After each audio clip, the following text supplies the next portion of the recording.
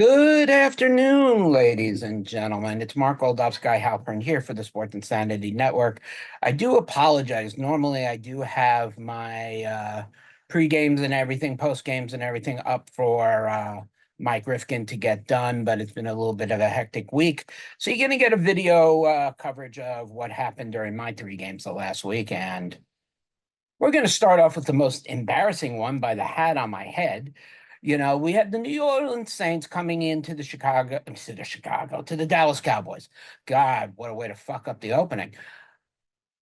Let me tell you, after watching the first week in Dallas playing around against Cleveland, I had high hopes. Cleveland was, look, I'm not going to say the Browns offense is as good without Nick Chubb. Their defense is still top five in the league and very hard to beat. And for Dallas to come out with that win, that was good. The Saints are no joke. They got a very powerful offense that kind of reminds me of some of the offenses that Drew Brees had. They now have a quarterback who can reach wide receivers 50, 60 yards down the field like they did with Brees, with Shakir getting down there. You got Chris Olave, who is just a damn star. So let's give a quick breakdown of this game. I really don't know why I want to, but we're going to.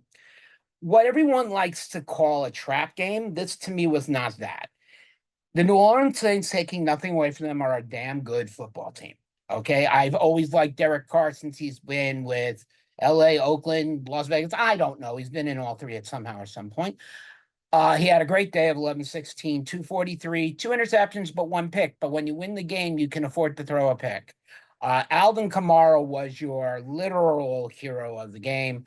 20 rushes for 115 yards, three touchdowns. Also, to throw in two receptions at 65 yards and a touchdown.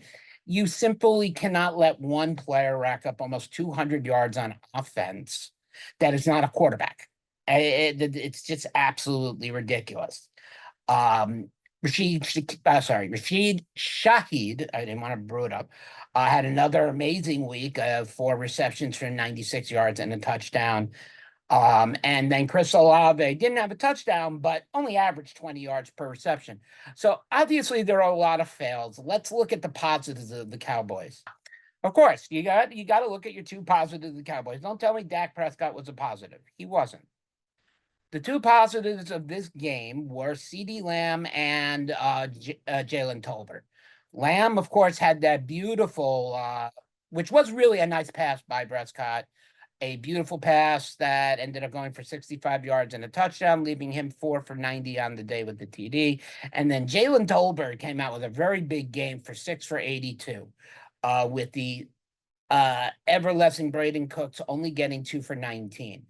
They have said that Jalen Tolbert was going to be a much more valuable part of this offense, and that is definitely clear.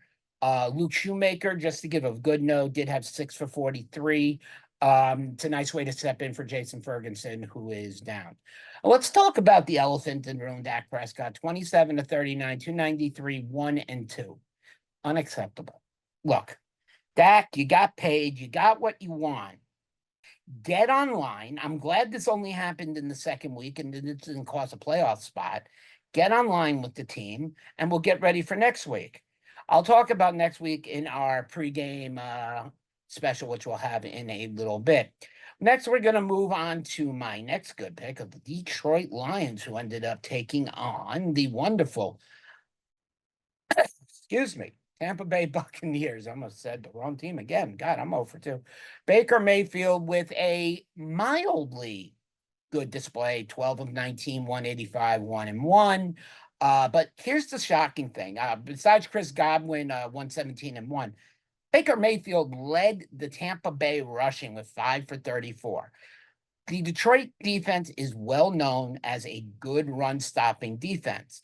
The problem that I pointed out, as I am one of the blitzers for the Detroit Lions, is that secondary, even though they did fill in some huge gaps, is giving up some big plays.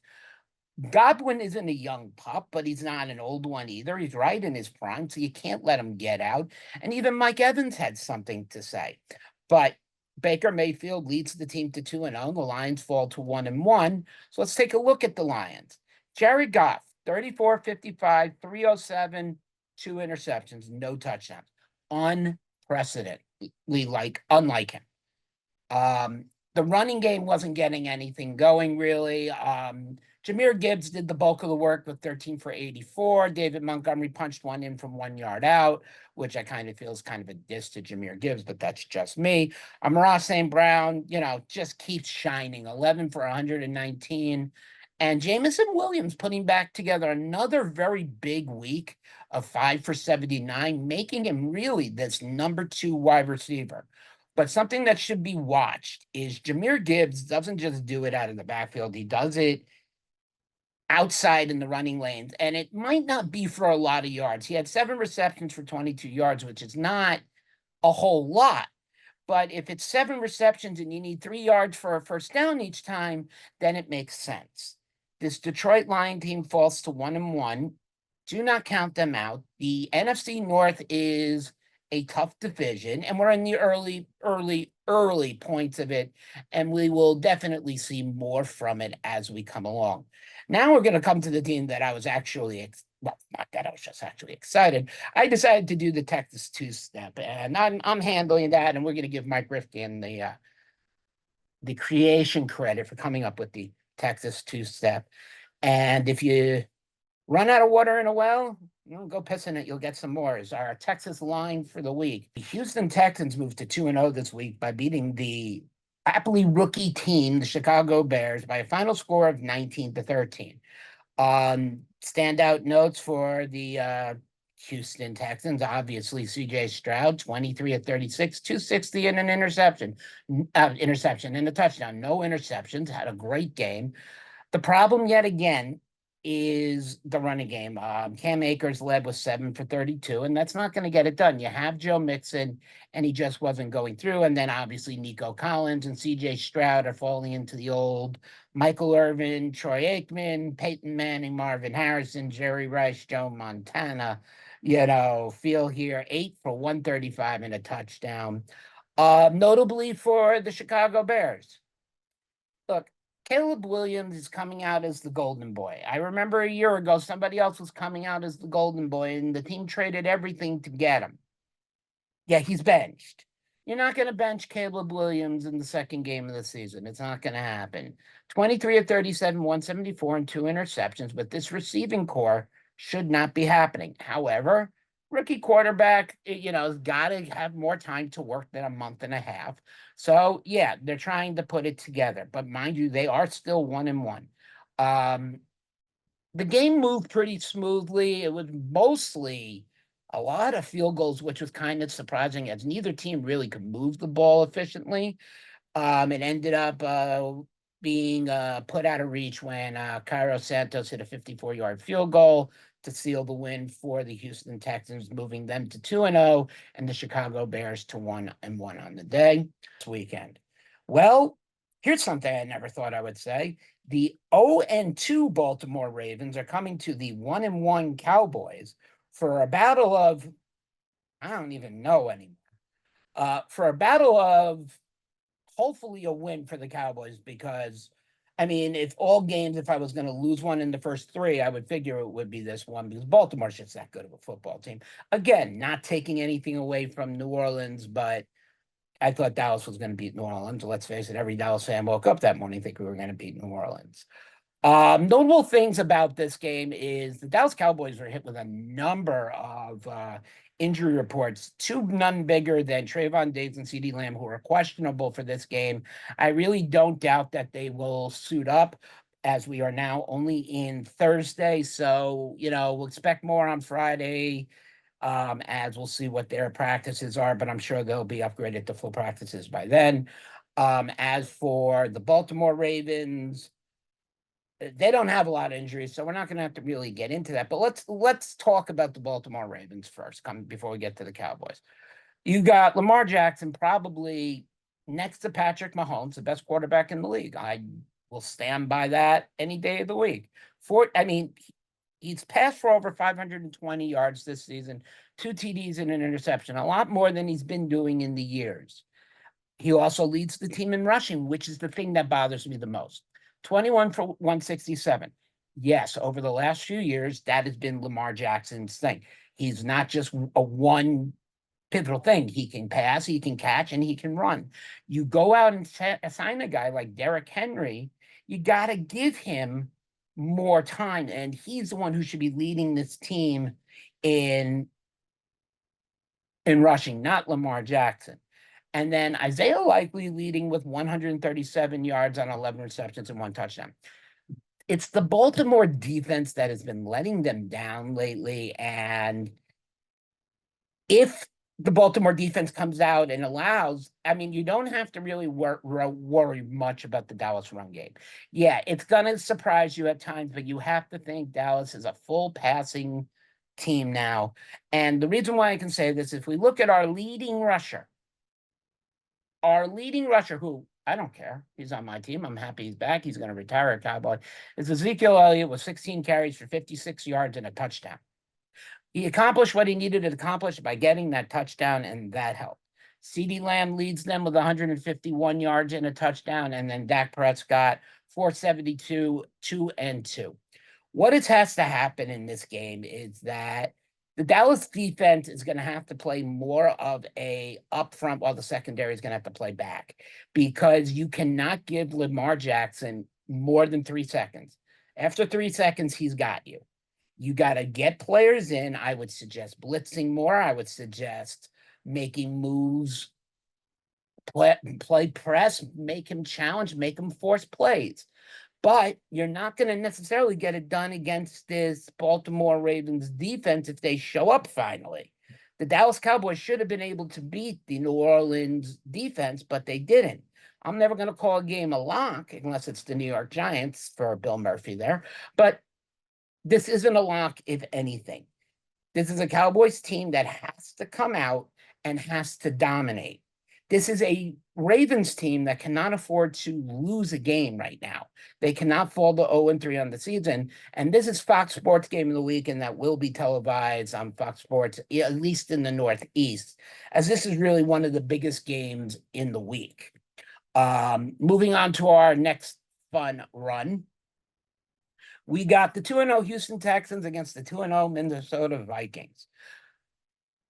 The Vikings are a Cinderella story right now. You trade up to go get J.J. McCarthy, only to lose him on the first day, to have the guy you brought in to lead this team, and is doing it in a big way. And Sam Darnold passing for over 476 yards, 4 TDs, and 2 interceptions.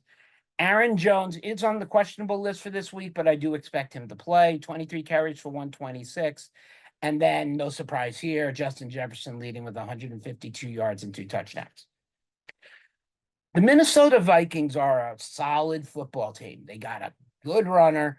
They got good receivers. More news will come in on Jordan Addison tomorrow. He was upgraded from doubtful to questionable, but we don't know if he will play this week. Notable injuries right now for the Vikings, besides Addison that I had mentioned. Ivan Pace, who's been having a solid start as linebacker, is out.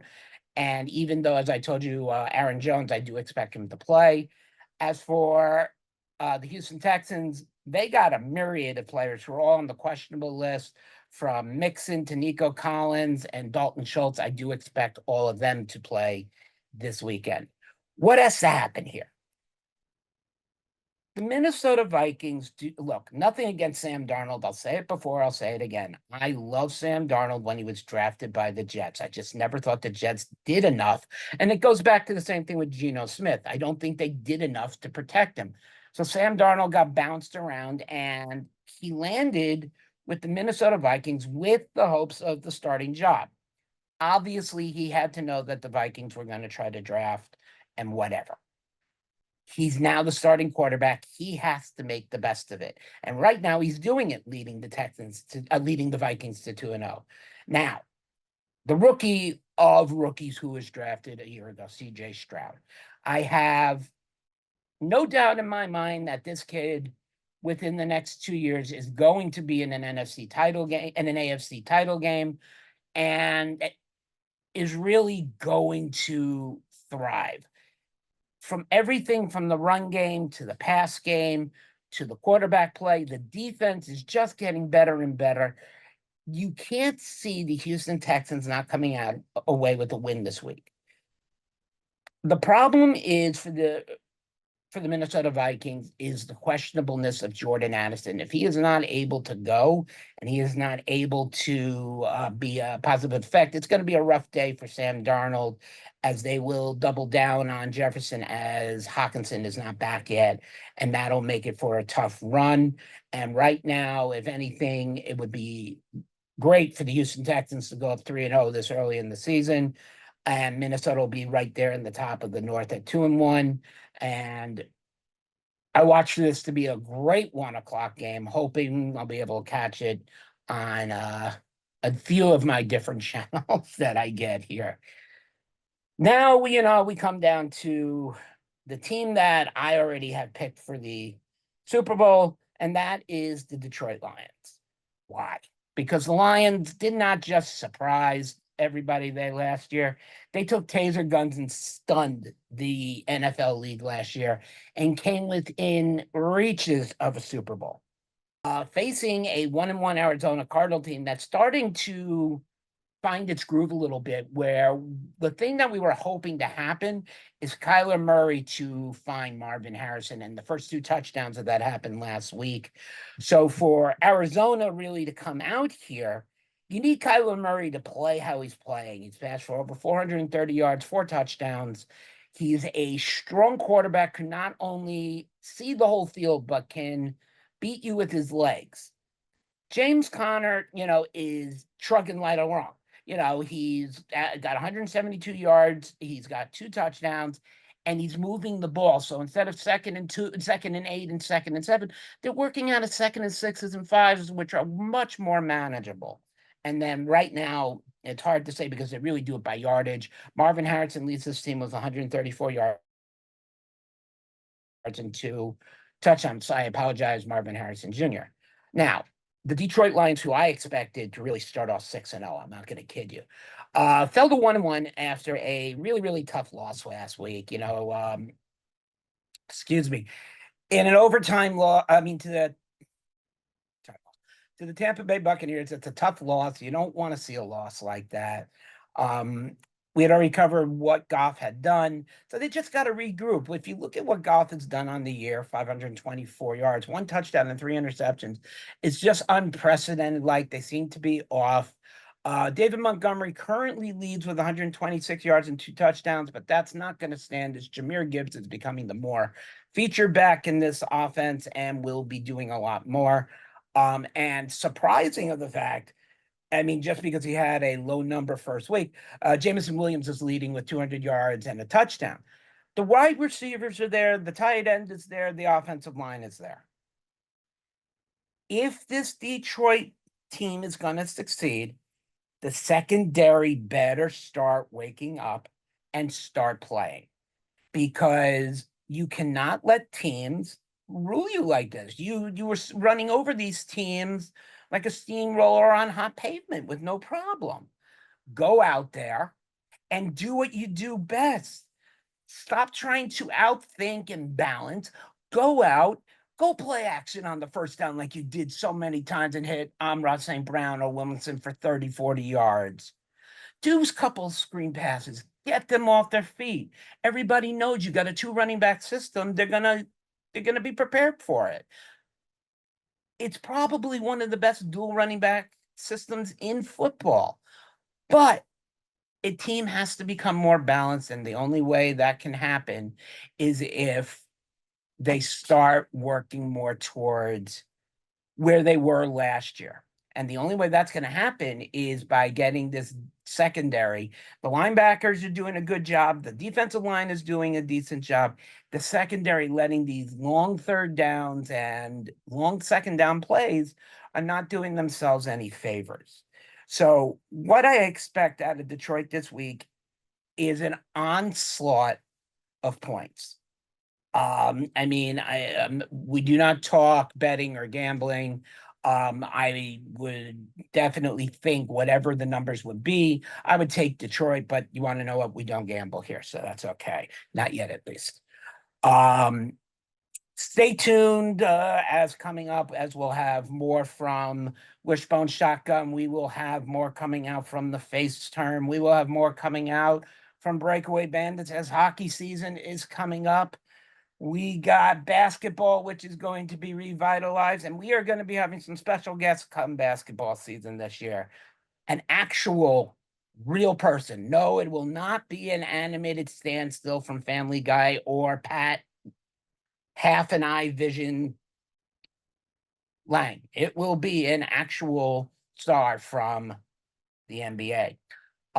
Please check us out on the socials. Check us out on the website, www.thesportsinsανitynetwork.com for all blogs, vlogs, and for any information. Check us on X at XInsanityReal. Go follow us on Facebook. Listen to us where all platforms are at. And for Mark Oldup, Sky Halpern, again, I'm sorry, this is not having to do with the fact that I don't like writing. I actually do as much writing as Nate Moser, not as much as Mike Rifkin, but a lot more than Vision. But for today, I'm Mark Oldup, Sky Halpern. Catch you on the flip side.